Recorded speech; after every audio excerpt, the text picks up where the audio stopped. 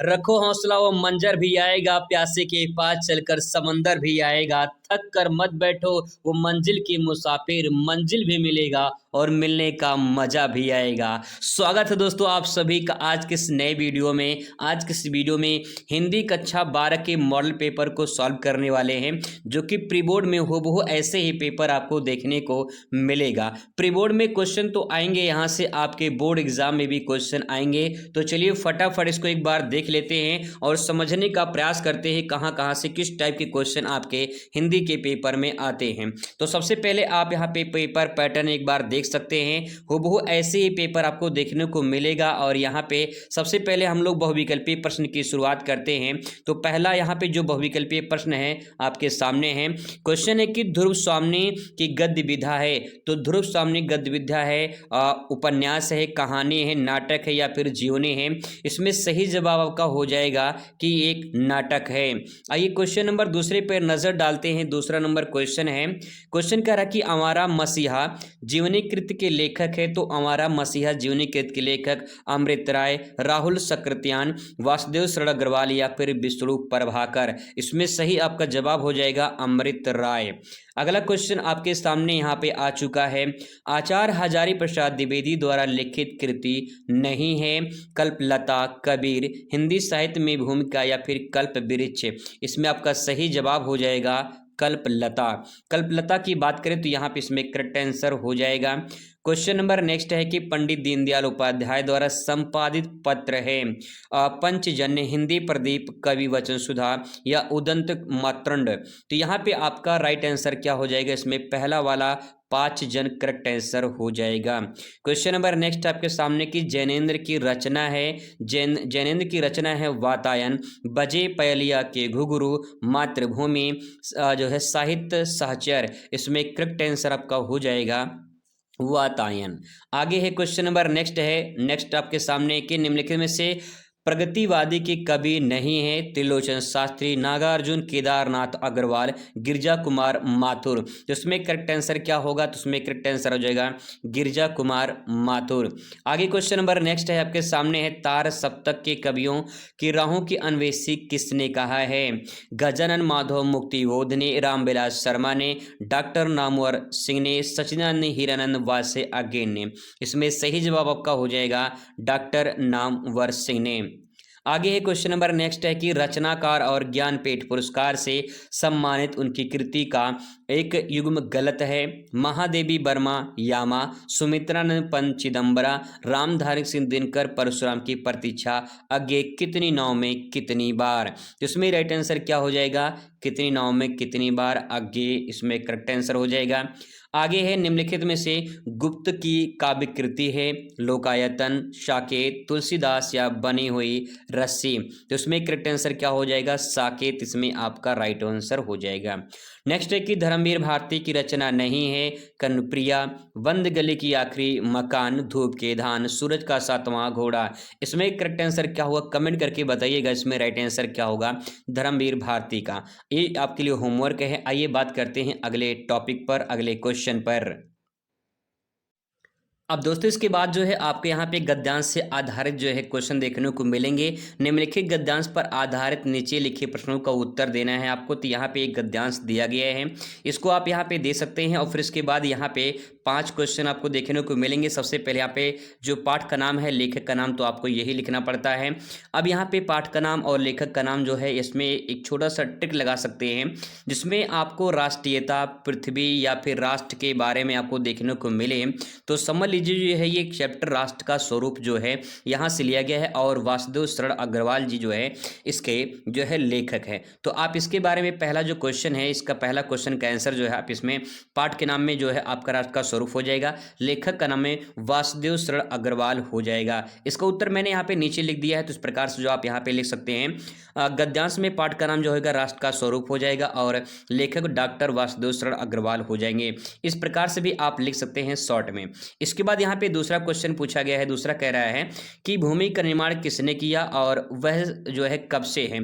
तो इसी क्वेश्चन का आंसर जो है आपको इसी में मिल जाएगा। भूमि का निर्माण जो है ये किसने किया है? तो यहाँ पे नीचे देखेंगे भूमि के निर्माण देवों ने किया है, ये आपका हो जाएगा, और ये अनंत काल से हुआ है। तो यहाँ पे आपका इतना से लेकर ये पूरा आपका आंसर कंप्लीट हो जाएगा। तो इस प्रकार से आप इसी में से आंसर को देख के लिख सकते हैं, कहीं भी आपको जाने की जरूरत नहीं है। ठीक है, आगे से 2 क्वेश्चन हो चुका है। तीसरा देखिए, पृथ्वी के संबंध में हमारा आवश्यक धर्म क्या है? पृथ्वी के संबंध में हमारा आवश्यक धर्म क्या है, हमारे कर्तव्य क्या हैं? तो ये आपको जो है ग वाला आंसर आपको बताना है।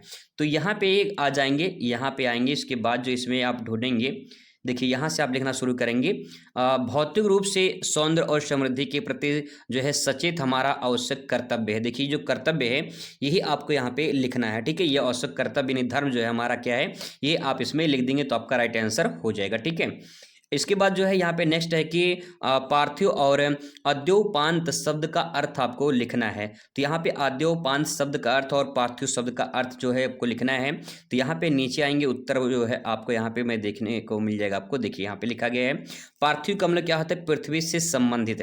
ठीक है, पार्थिव मतलब पृथ्वी से संबंधित, और आद्योपांत मतलब होता है आरंभ से अंत तक। ठीक है, आरंभ से अंत तक, तो इसमें जो है आप इसके बारे में लिख सकते हैं। आगे यहाँ पे इसकी ये बात जो है रेखांकित अंशों की व्याख्या करनी होती है, तो इसमें जो है आपको गद्यांश में है रेखांकित मिल जाएगा। यहाँ पे ये देखिए, यहाँ से लेकर जो है आपको ये मिल जाएगा, यहाँ से ये मिल जाएगा। ठीक है, अब आपको इसी को जो है व्याख्या करनी होती है, ज़्यादा पूरा नहीं करना है, ये आपको व्याख्या करनी होती है। तो इसके बारे में जो है आप यहाँ पे व्याख्या कर सकते हैं। नहीं समझ में आ रहा है तो आप वही उतार के लिख सकते हैं, कोई दिक्कत नहीं है। ठीक है, आपका तब भी कुछ ना कुछ सही हो जाएगा। इस प्रकार से आप इसे लिख सकते हैं। इसके बाद जो है अथवा करके आता है, यहाँ पे दूसरा दिया है। अगर आपको नहीं आता है पहला वाला तो आप इसे भी कर सकते हैं। इसमें जो है आपको गद्यांश का नाम और जो है लेखक का नाम लिखना होता है। तो इसमें जो पाठ का नाम है वो किससे लिया गया है, तो यहाँ पे अगर बात करें, देखिए पाठ का जो नाम है ये भाषा और आधुनिकता से लिया गया है, और इसके प्रोफेसर जी सुंदर रेड्डी जो है ये इसके लेखक हो जाएंगे। तो उस चैप्टर से जो है ये क्वेश्चन लिया गया है, तो आप यहाँ से जो है इसको लिख सकते हैं। ठीक है, अब ऐसे ही जो है यहाँ पे क्वेश्चन दिया गया है, जैसे कि यहाँ पे क्वेश्चन है कि नित्य नूतन क्या सूचित करती है? तो नित्य नूतन जो है वो क्या सूचित करती है, अब इसके बारे में आपको लिखना है। तो यहाँ पे आ जाइए, ऊपर आ जाइए, आपको यहाँ पे देखने को मिल जाएगा।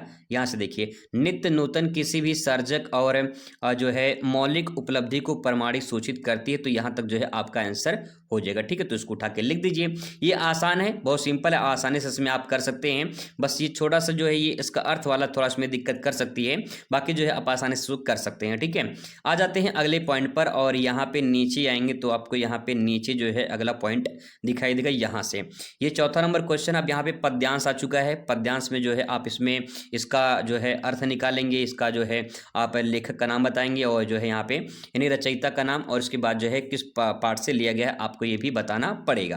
तो यहाँ पे नीचे आएंगे तो देखिए पहला जो है पद्यांश जो लिया गया है, ये पद्यांश उद्धव प्रसंग से गंगा अवतरण से लिया गया है, और उसके जो लेखक यानी रचयिता जो है वो जगन्नाथ दास रत्नाकर हैं। यहाँ पे देखिए क्लू मिल जाएगा आपको, यहाँ पे देखिए, ये देखिए रत्नाकर यहाँ पे लिखा गया है। ठीक है, तो जगन्नाथ दास रत्नाकर, इस प्रकार से यहाँ पे क्लू मिल जाएगा। तो थोड़ा ढूंढने की कोशिश करेंगे ट्रिक पॉइंट, तो आपको कुछ ना कुछ में मिल जाएगा जरूर। ठीक है, बाकी मैं अगले वीडियो में आपको ट्रिक बताऊंगा कि कैसे आप पहचान सकते हैं उसका। फिलहाल एक बार आप इसे देख लीजिए किस प्रकार से आप उसको हल करेंगे। ठीक है, बाकी यहाँ से क्वेश्चन छांट के आपको लिखना होता है, उसमें इसका उत्तर जो है मैंने यहाँ पे लिख दिया है ताकि आप इसे आसानी से समझ पाएं। ठीक है, जैसे यहाँ पे क्वेश्चन दूसरा वाला देखिए, बजट से मथुरा लौटते समय उद्धव क्या स्थिति थी? तो इस प्रकार से जो है इसका हिंदी आपको यहाँ पे इस प्रकार से देखने को मिल जाएगा। फिर अगला है यहाँ पे क्वेश्चन की चकात और धारत शब्द का अर्थ क्या है? तो चकात का मतलब चकित या आश्चर्यचकित होता है, और धारत यानी धारण करना या पकड़े हुए, इस प्रकार से इसका अर्थ हो जाएगा। ठीक है, बाकी यहाँ पे उसके बारे में क्या आंसर है, यहाँ से आप उस चीज को अर्थ निकाल के आप यहाँ पे लिख सकते हैं। फिर रेखांकित अंश की व्याख्या करनी होगी, ऐसे ही अथवा करके आपको यहाँ पे देखने को मिल जाएगा। ये जो पाठ है ये श्रद्धा मनु से लिया गया है, और इसके जो लेखक है जयशंकर प्रसाद जी हैं। बाकी क्वेश्चन आपको छांट से वहाँ के जो है छांट कर आपको लिखना पड़ेगा। ठीक है, आ जाते हैं अगले पॉइंट पर। अगला पॉइंट जो आपको देखने को मिलेगा वो रहेगा आपका यहाँ पे जीवन परिचय। जीवन परिचय जो है आपको 80 शब्द में लिखना है। यहाँ पे 3 + 2 + 5 नंबर आपको मिलेगा। तो यहाँ पे जो है जो जीवन परिचय दिया गया है, जैनेन्द्र कुमार का जीवन परिचय है। यहाँ पे पंडित दीनदयाल उपाध्याय और हरिशंकर परसाई जीवन परिचय दिया गया है। फिर इसके बाद यहाँ पे कवि का जीवन परिचय रहेगा। कवि में जो है आपको जयशंकर प्रसाद, सुमित्रानंद पंत या फिर रामधारी सिंह दिनकर, इसमें से एक जीवन परिचय आपके पेपर में आएगा, तो आप इसे देख लीजिएगा। ठीक है, बाकी इसके बाद यहाँ पे पंचलाइट और बहादुर की कहानी आती है, तो पंचलाइट बहादुर की कहानी एक बार आप पढ़ लीजिए कहानी की तरह, और कहानी जो है पढ़कर आप उसके एक बार में समझ के उसको लिख सकते हैं। फिर इसके बाद जो है यहाँ पे अथवा करके अगर आपको ये नहीं आता तो आप इसको जो है यहाँ पे ये भी लिख सकते हैं, ठीक है। दोनों सेम शब्दों में है, दोनों सेम नंबर का है। फिर आपको यहाँ पे दिखाई देगा जो है आपको स्वपठित खंडकाव्य के आधार पे निम्नलिखित में से किसी एक प्रश्न का उत्तर आपको देना है, जो भी आपके जिले में चलता हो उस जिले के अनुसार आपको यहाँ पे आंसर देना होगा।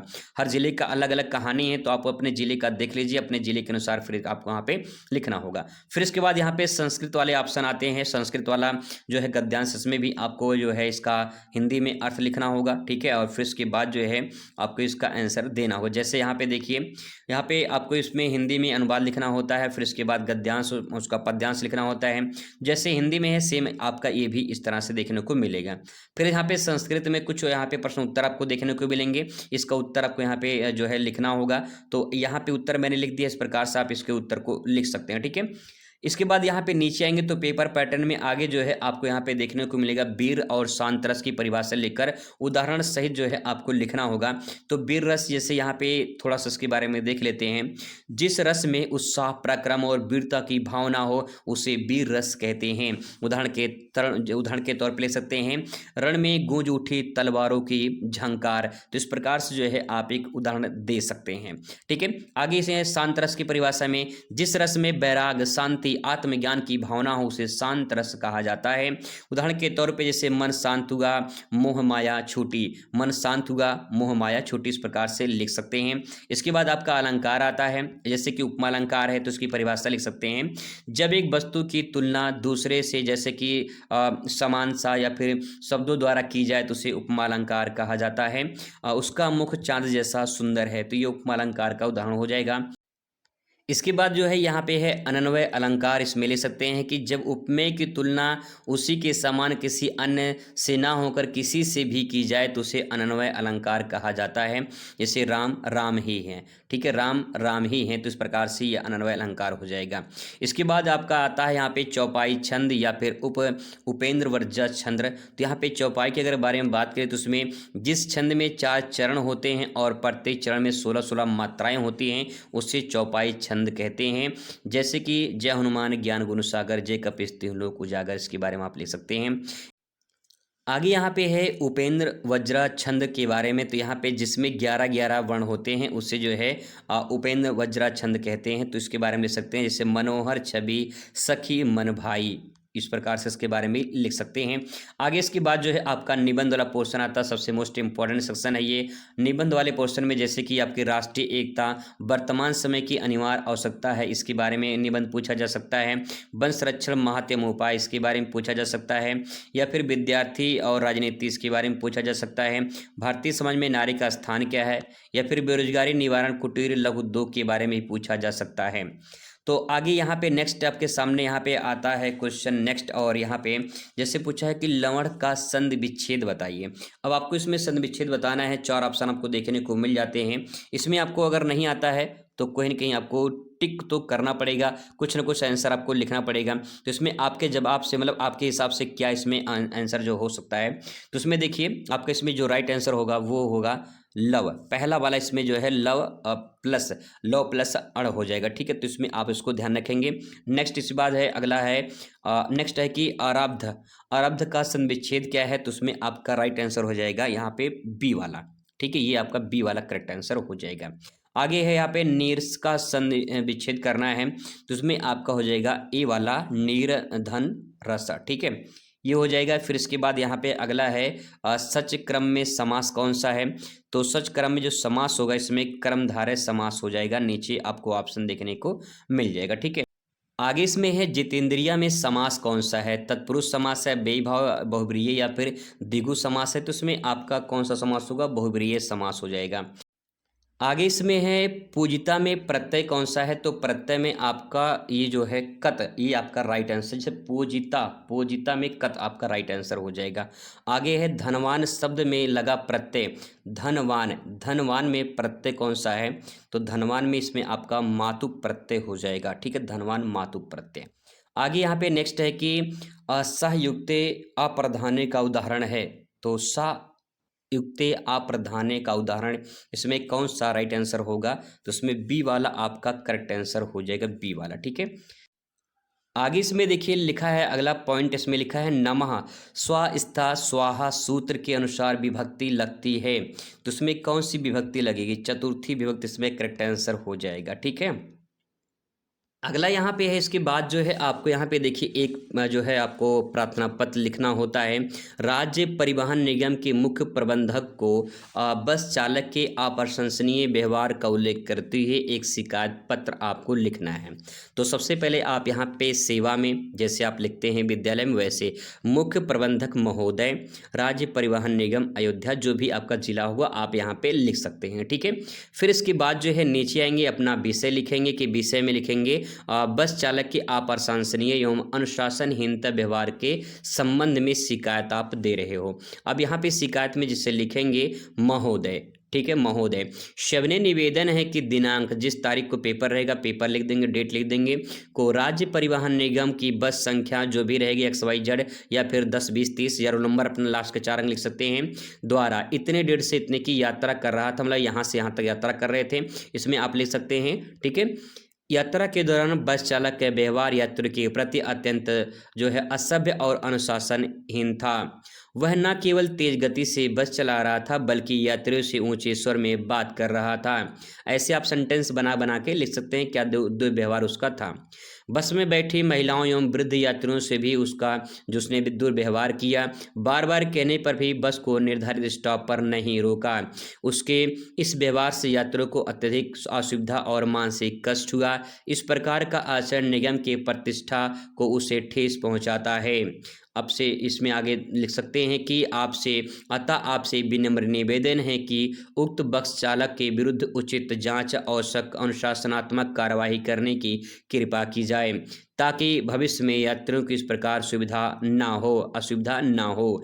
धन्यवाद लिखेंगे। इसके बाद जो है यहाँ पे भवदीय या फिर जो भी आप लिखना चाहते हैं XYZ लिख सकते हैं। यहाँ पे मैंने CVV लिखा है, तो आप यहाँ पे XYZ लिख सकते हैं। पता में आप लिख सकते हैं, जो भी आपका जिला का नाम रहेगा वो पता अपना एड्रेस यहाँ पे लिख सकते हैं। तो इस प्रकार से आप एप्लीकेशन लिखेंगे तो यहाँ पे जो है एप्लीकेशन के लिए पूरा का पूरा नंबर आप प्राप्त कर सकते हैं। ठीक है, तो ये पूरा पेपर था जिसे आप आसानी से हल कर सकते हैं। मिलते हैं नेक्स्ट वीडियो में। Thanks for watching.